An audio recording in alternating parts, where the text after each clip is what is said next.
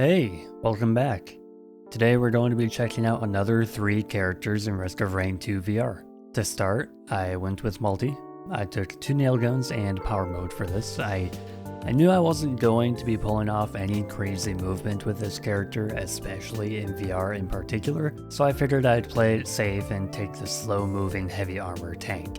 This character was a lot of fun, and I realized that it seems like all the most fun characters to play are honestly the simplest when it comes to strategy. And remember, I'm strictly talking about for VR. The characters where you don't need to be doing anything crazy to see any form of success. This was nice, just taking my time moving through the world and shooting everything with a machine gun or 2. Eventually, it felt like my damage just wasn't keeping up, so given that I wasn't taking too much damage to begin with, I had the bright idea to try and get a shaped glass. All I had to do was find an altar, hit it, fight the boss, and go through the blue portal.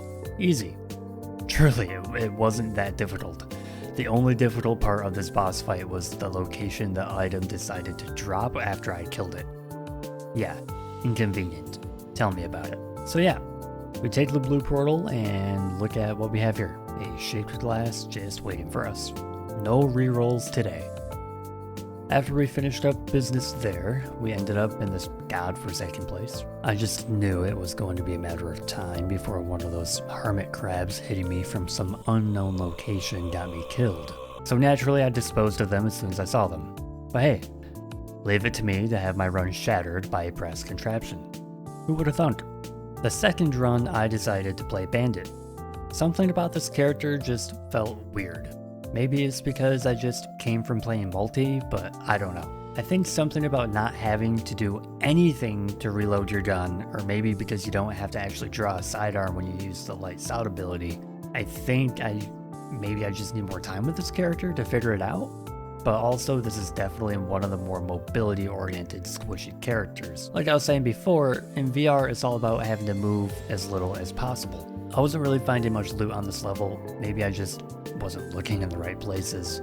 I didn't fully explore every nook and cranny, but I'd say I saw enough to decide it was time to move on. I will say, I definitely probably got a bit greedy hitting these 2 mountain shrines, but how could I not?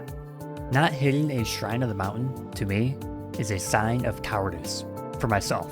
You can play the game however you want and I won't judge you, but me, I'll judge me all day.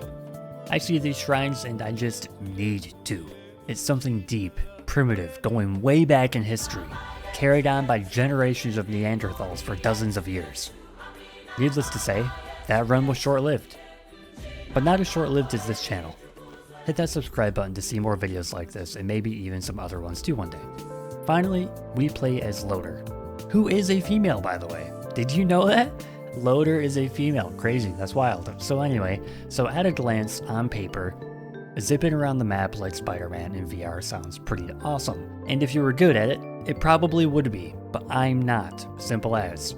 So lining up these charged up punches while pretending to move at Mach 1 is quite difficult for my brain to comprehend. I tried, but it just isn't as reliable of a strategy to do in VR as it is on PC. For me, at least. Maybe there's some VR young legend out there that'll make a video showing me how simple it is.